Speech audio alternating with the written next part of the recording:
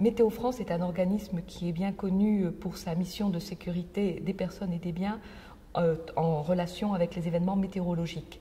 Ce qui est peut-être moins connu, c'est que pour réaliser cette mission, Météo France doit également archiver tout ce qui est données météorologiques sur le territoire national. On a donc une banque de données extrêmement fournie qui concerne les températures, précipitations et différents autres paramètres météorologiques sur l'ensemble du territoire.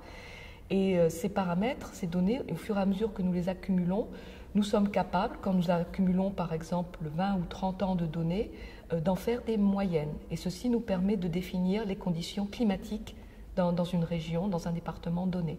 Donc on établit ainsi, on est un petit peu la mémoire du pays, ce qui nous permet de savoir qu'est-ce qui est courant dans une région donnée par rapport à ce qui est exceptionnel.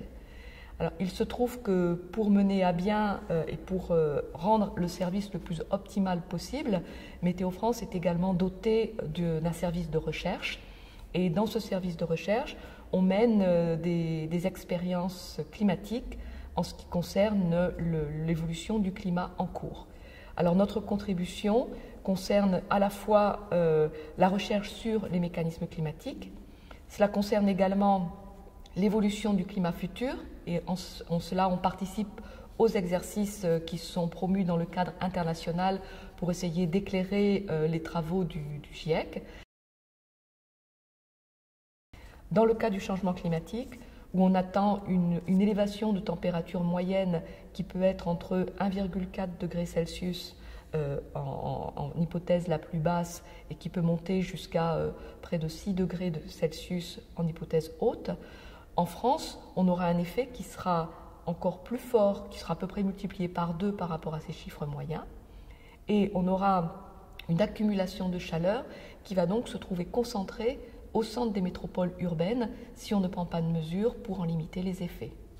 Et ainsi, on a contribué à des ensembles de simulations dans les régions françaises. On va aller vers des conditions de plus en plus sèches et en particulier des conditions d'étiage, c'est-à-dire de bas régime des fleuves pendant l'été soutenu. Les grandes métropoles comme Paris sont soumises à un phénomène météorologique qu'on appelle l'îlot de chaleur urbain. Ce phénomène est lié à la concentration urbaine. Il se traduit par une augmentation de la température nocturne qui se manifeste au cœur des villes, qui en fait se retrouve jusqu'à 3 ou 4 degrés de température plus élevée que la température que l'on va mesurer à l'extérieur de la ville. Alors il se trouve que cet îlot de chaleur urbain est particulièrement marqué et préjudiciable lorsqu'on a une canicule, une période de canicule pendant l'été. Parce qu'à ce moment-là, la température nocturne au centre de la ville ne va pas baisser. Donc les citadins qui vivent au centre des villes ne vont avoir aucun répit de l'excédent de chaleur dont ils souffrent déjà du fait de la canicule. Donc ça, c'est un effet qui est très perturbateur et auquel les populations urbaines peuvent être très vulnérables. Pendant l'été 2003, l'ensemble du territoire national a souffert d'une canicule. Il faut bien se rendre compte que cet événement, qui était tout à fait exceptionnel en 2003, serait le type d'événement qui deviendrait beaucoup plus fréquent à partir de 2050 si rien n'est fait pour empêcher le changement climatique. Et parmi les solutions qu'il faut étudier au niveau de la ville, il y a par exemple la possibilité d'avoir des villes beaucoup plus vertes qui permettraient de limiter la concentration de cet effet d'îlot de chaleur urbain. Pour essayer de comprendre ce que signifie le changement climatique, on peut essayer de trouver quel pourrait être l'analogue de Paris, tel que l'on connaît actuellement, d'ici par exemple la fin du siècle.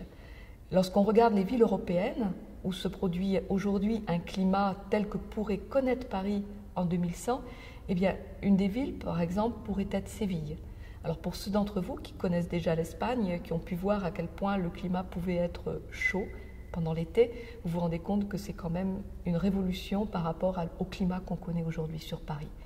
Alors ce n'est pas beaucoup de kilomètres au sud, c'est 2000 kilomètres plus au sud, c'est proche de nous, c'est encore en Europe, mais ça se traduit quand même par une modification du climat où aujourd'hui l'habitat parisien n'est pas préparé.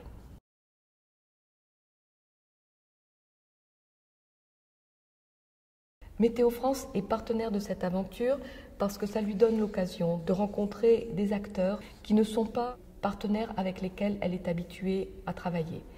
Donc ça va sans doute l'amener à se familiariser avec une nouvelle formulation des questions. Elle espère également pouvoir valoriser les informations qu'elle détient, parce qu'elle a en fait beaucoup d'informations sur la météorologie, sur le climat, qui peuvent être transformées en informations utiles aux prises de décision de ces acteurs. Compte tenu des travaux que nous avons menés sur le climat urbain et sur le lien entre le climat urbain et la météorologie, nous espérons, à travers l'agence et les partenaires que nous rencontrerons dans le cadre de l'agence, pouvoir approfondir une partie de ces travaux, et cela nous aidera à progresser dans la connaissance des meilleures solutions à prendre pour l'avenir.